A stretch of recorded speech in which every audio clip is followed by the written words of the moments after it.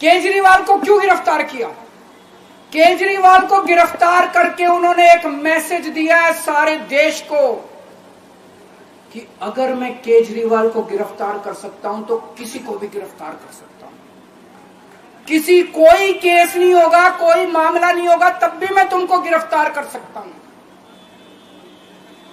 एक बेहद खतरनाक मिशन चालू किया हुआ है प्रधानमंत्री जी ने, बहुत ही खतरनाक।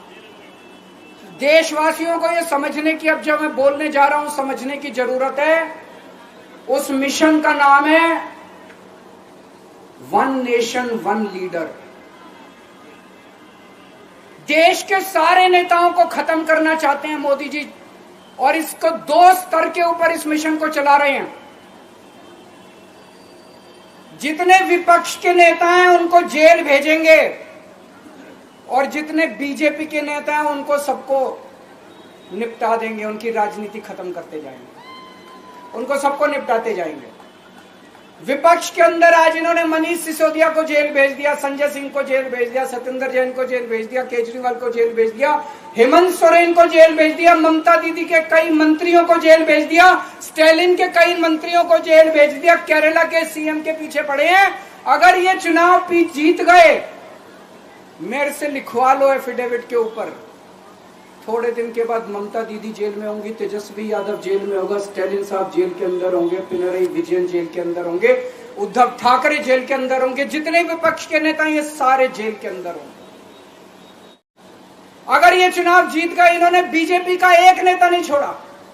आडवाणी जी की राजनीति खत्म कर दी इन्होंने, मुरली मनोहर जोशी की राजनीति खत्म कर दी, सुमित्रा महाजन की, शिवराज सिंह चौहान जिसने मध्य प्रदेश का चुनाव जीत के दिया इन लोगों ने, शिवराज सिंह चौहान ने उसको मुख्यमंत्री नहीं बनाया, उसकी राजनीति खत्म कर दी।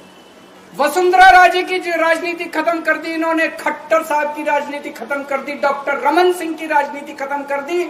अब अगला किसका नंबर है? योगी आदित्यनाथ। अगर ये चुनाव जीत गए, मेरे से लिखवा लो, 2 महीने के अंदर उत्तर प्रदेश का मुख्यमंत्री बदल देंगे। योगी आदित्यनाथ की राजनीति खत्म करेंगे, उनको भी निपटा देंगे। यही तानाशाही है दोस्तों। वन नेशन वन लीडर ये चाहते हैं, एक ही तानाशाह इस देश के अंदर बचेगा, एक ही तानाशाह इस देश के अंदर बचेगा।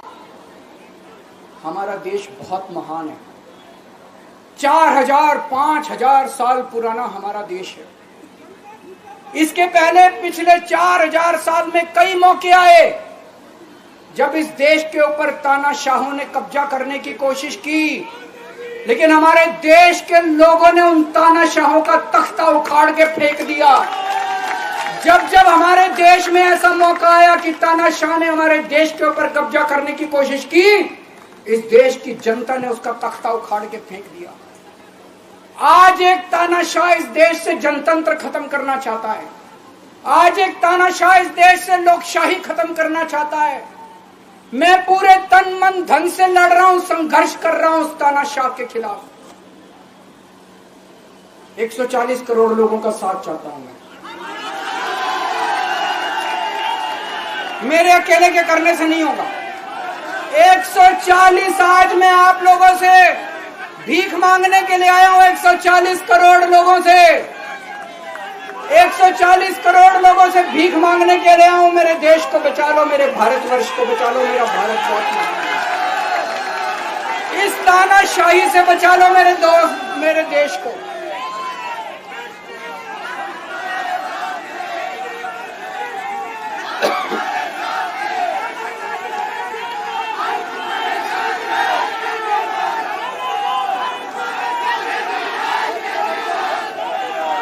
तो मैं लोगों को, देश के लोगों को आगाह करना चाहता हूं, मोदी जी अपने लिए वोट नहीं मांग रहे।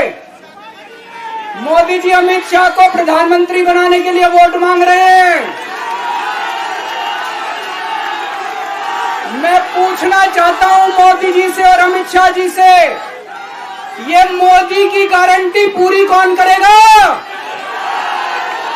क्या अमित शाह मोदी की गारंटी पूरी करेंगे? जब आप अगर जो वैसे तो मेरे को लगता है मैं भी आऊंगा उसके ऊपर, मुझे नहीं लगता इनकी सरकार बन रही है। लेकिन जो जो बीजेपी को वोट देने जाएं वो ये सोच के जाना कि आप मोदी जी के नाम पे वोट नहीं दे रहे, आप अमित शाह के नाम पे वोट दे रहे।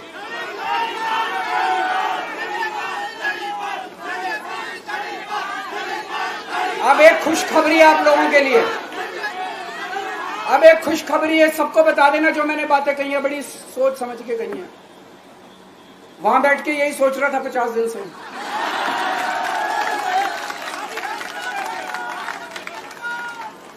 दोस्तों पूरे देश के मेरे को बाहर निकले हुए 20 घंटे हो गए। इन 20 घंटों के अंदर भी मैंने रात भर में जनता से बात कर रहा था, लोगों से फोन कर रहा था।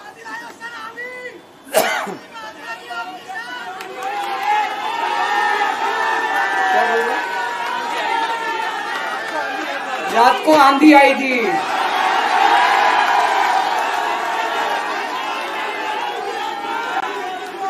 पिछले 20 घंटे में मैंने जो बातचीत करी है, कई बड़े बड़े एक्सपर्ट से बात की, चुनाव विश्लेषकों से बात की, सेफोलॉजिस्ट से बात की, जनता से बात की, फोन पे लोगों से। मेरा अपना आकलन है कि 4 जून के बाद इनकी सरकार नहीं बन रही, मोदी सरकार नहीं बन रही।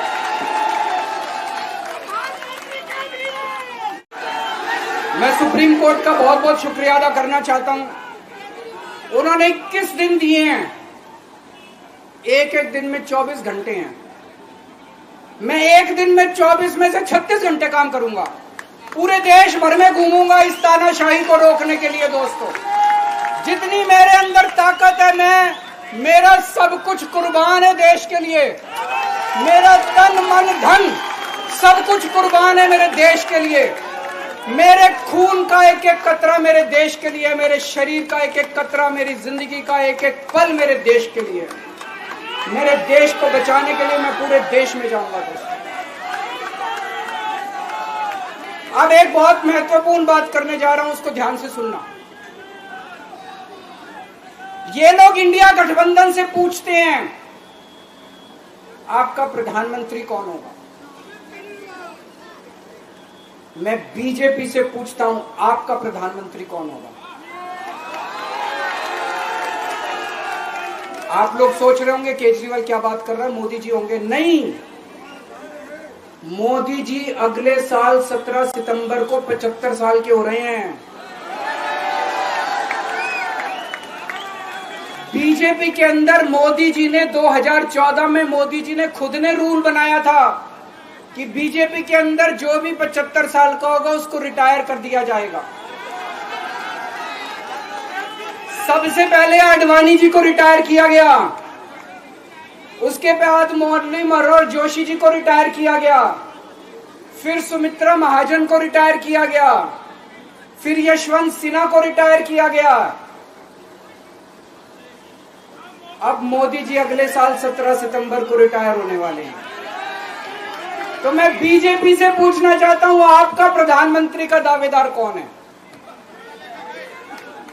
दोस्तों अगले साल 17 सितंबर तक अगर इनकी सरकार बनी, तो उस पर भी आऊंगा मैं।